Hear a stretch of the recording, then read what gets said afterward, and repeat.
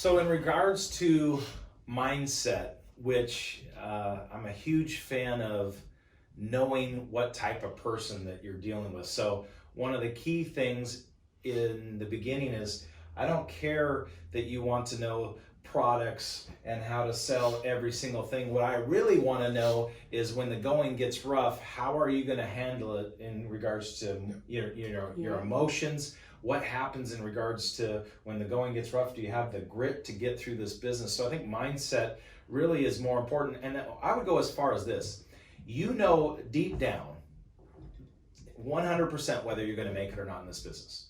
When I first got introduced to the financial services business, I knew without a shadow of a doubt that I was going to make it in this business.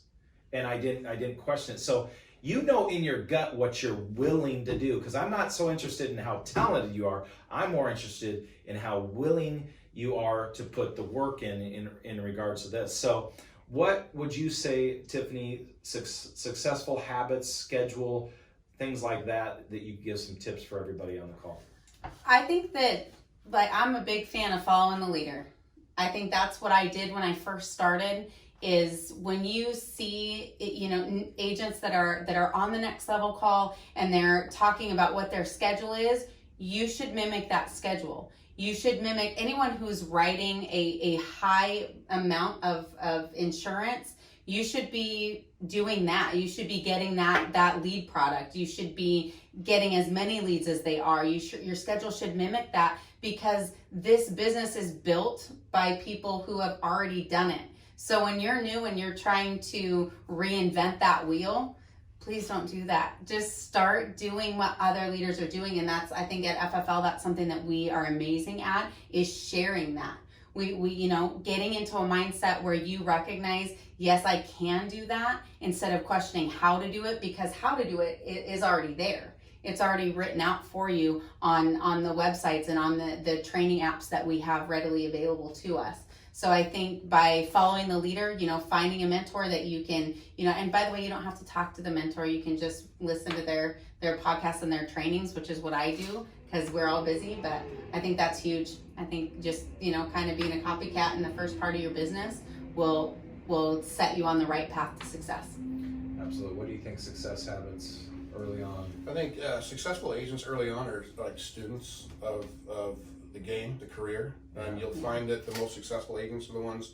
We have so many resources out there and that are available to us. I mean, we have podcasts, recordings, AMS Live, TNL Live, all those other things that are accessible to people. What I've found, my successful agents are the ones that go, you give them a little bit and they take a lot, and they go through all the podcasts, they go through the training videos, and they lock those calls in, like when they know when the podcasts are released and when to watch them. They know when the live calls are, and they're on them without a doubt. And I know when I first started, getting on the sales calls was never a question. Something I had to do. And so if you can set your schedule in concrete around those training things and try and get better every day, then you're setting yourself up for success. And that's what good agents do. Absolutely. I think one of the key things, which I was just talking about as far as people's success, that's important, is how you eliminate distractions. Yep. Yes. So I truly believe that, with life, you're either, coming into tragedy or in a tragedy or coming out of it. Yeah. It's that's how it works. Yeah. So what would you say when you get off track, John? What do you do to get back on track quickly? Because the one thing that I'll give you a lot of credit for is over this past year or so, before when you got distracted, it might take you a couple of weeks, right? We're off the Like, rails. yeah, like, where's John? Yeah. Well, Yeah. exactly. But now you've been able to, because still life stuff is happening to you, Yeah. right? So everybody's got stuff going on. So how are you able to stay focused and eliminate a distraction and get back on task? The biggest thing is the word no, telling people no. Okay, there's certain things that you just have to say no to, and those are the small distractions there. When you have your schedule and you realize what's at stake, and if you're just selling insurance, you don't have an agency. It's like you want to go to a barbecue, you want to go to this party, whatever. It's not just taking a day off. It's two things. It's how much money could you have made, and how many people could you have helped, and you sacrifice all of that to go to a barbecue for a couple hours. But on top of that, I mean, Sean said something that really stuck with me a while back. Because I have an agency now, and I've got agents that need my support, need my help, and I need to be there for them. When people are financially dependent on you and their careers, you don't have the opportunity to be mediocre goes out the window. Yeah. So you have to stay on track. And as a manager, people watch what I do, because I have new agents coming on board, and it's like, okay, who are you? What have you done? Well, I produce about $30,000 a month and run an agency, you know. And if I got off track and stopped doing those sort of things, I'd lose sort of that credibility. And then if I wasn't working all the time, I wouldn't be there for my agents. So that's kind of what keeps me going now. Absolutely. What advice would you give you in regards to eliminate distractions? I think recognizing that, like we said, everyone gets distractions, life happens to everyone. It's just a matter of deciding, and this is like the decision-making process is easy. It's yes or no.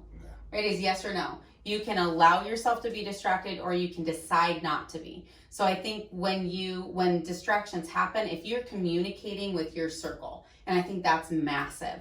Like for Dan and I, our daughters know and are very in tune. Like, I'm not going to be at this game. Dad's going to make this one, and things like that. When you communicate with your family, your friends, all of that kind of stuff, then it's so much easier to say no and for people to be accepting. If you try to make everything, then you're going to get overwhelmed and it's going to feel exhausting, and you're not going to be making the right choices. But if you communicate with your teammates, your managers, your agents, your family, all those kinds of things, I think that distractions kind of fix themselves. You're allowing yourself the opportunity to say no and not feel bad or guilty, or you're going to help somebody instead of, going to a barbecue. Absolutely. I think one of the key things is you have to, identify maybe a habit of yours that is your worst habit, that is producing no results, and you have to replace it with a good one, right? I think those great. are some key basic things that you can do to make sure you're not distracted. Is what are the habits that you have, because they're really going to determine your success in business, which brings me to our next point is goals. Goals, we're coming up on 2020 here, hopefully that you reach your goals. I know as far as Family First Life, for us to go from 21 million in 2014 all the way to, about 230 million here in 2019 is pretty incredible, on our way to 400K here. I don't question that we won't be right at 400 or more this next year.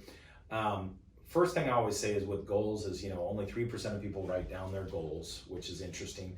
If you're really looking to go to the next level, you write down daily goals, because I talk about goals get lost most of the time, but what doesn't get lost is, having some tasks every single day. So the best thing I can tell you about tasks is they don't have to all be business oriented. You need small wins in every area of your life. You need small wins on getting up at the same time, working out, eating better, all these different aspects you need small wins at. And then you need income producing activities in regards to those daily tasks. So what can you do that's going to produce the highest amount of profit for you today? And then, John alluded to it earlier, opportunity cost is a big thing. Every choice and decision you make, there is a cost to it.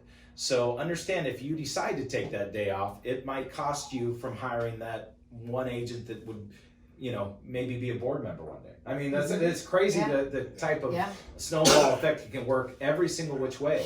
It's crucial. So in regards to, goals, Tiffany, what advice would you give people for 2020? Obviously different people are going to have different ambition levels and different goals, but what would you say for goals coming into the new year? I think it's important to reverse engineer your goals. I think that what we tend to do is set goals, and they're real big and they're awesome and all those kinds of things, but then we never think about how to get there. And how to get there is by setting little goals, right? Small steps. And like Matt was saying, whether they're daily or weekly, when it comes to habits, things like that, you have to just reverse engineer. How do I get here? And if you're going into 2020, I think that the biggest thing you need to do is, number one, get your schedule on point. And a goal can be that you're going to run 30 appointments a week. You're going to spend the windshield time that you have in between appointments interviewing. You're going to hire staff. You have to make this much to hire staff. It's just reverse engineering those things to get to understand how to get to that bigger goal. Because I think a lot of times you set a big goal and then it's just sitting there and it can feel really heavy. But when you break it down into little pieces, it's easier to carry a small piece than it is to carry the huge weight. Absolutely. Goals for 2020. By the way, when are you going to hit board member for 2020? What do you think? I think August. August? Yeah. Okay. I think August, yeah. So June then. That's good. That's how math says. Yeah. So I think goals, I think they should be in line with what the company's doing.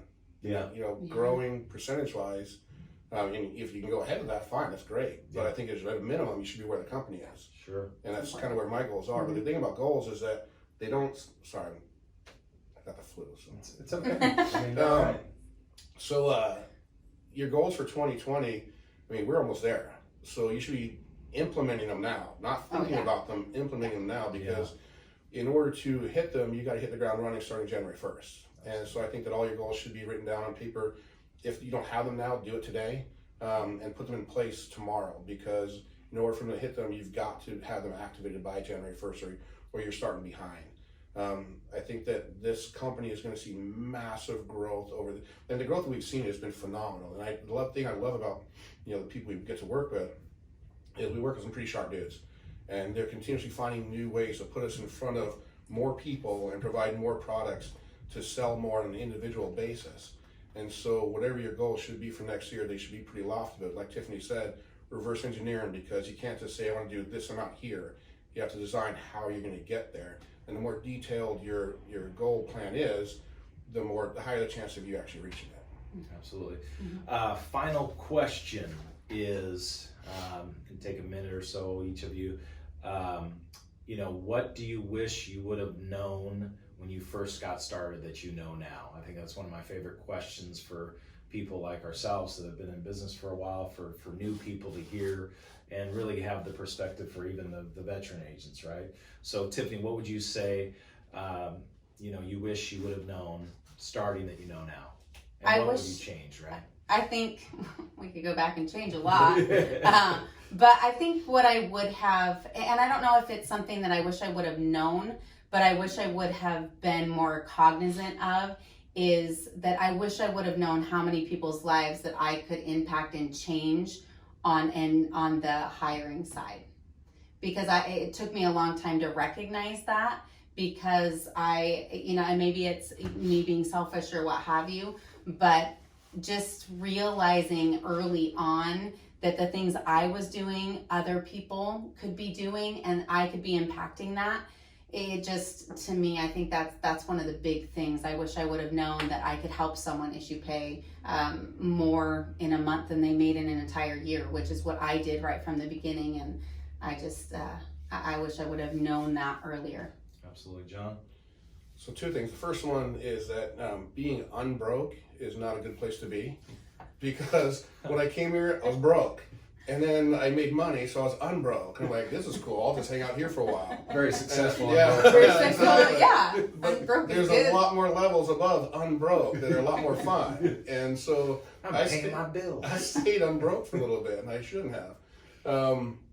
There's that side of it, and also this whole system is something that it's not meant for everybody, but anybody can do it.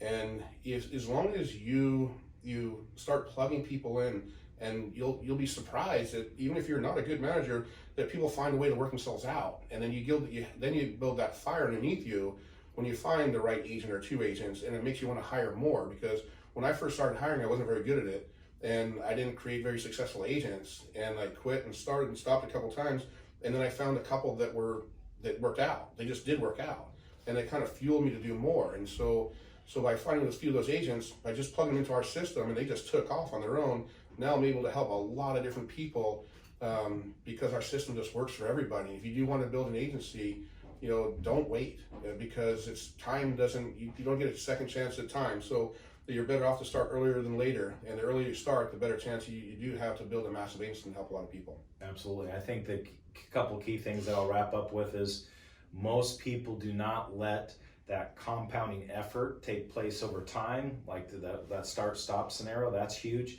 And also, you need to learn how to use your personal production for cash flow purposes. Like, obviously you need to be able to pay your bills and have some fun money, but you also need to be able to have marketing dollars, staff, etc., and learn how to scale tremendously. So personal production, your goal should be, to take this much in, but really the one thing I wish I wouldn't have done is I probably could have been doing 400 grand a year early on instead of 700 grand or whatever for personal production, and focus more on hiring. So don't just stay in one lane because you're having an opportunity cost on another lane, right?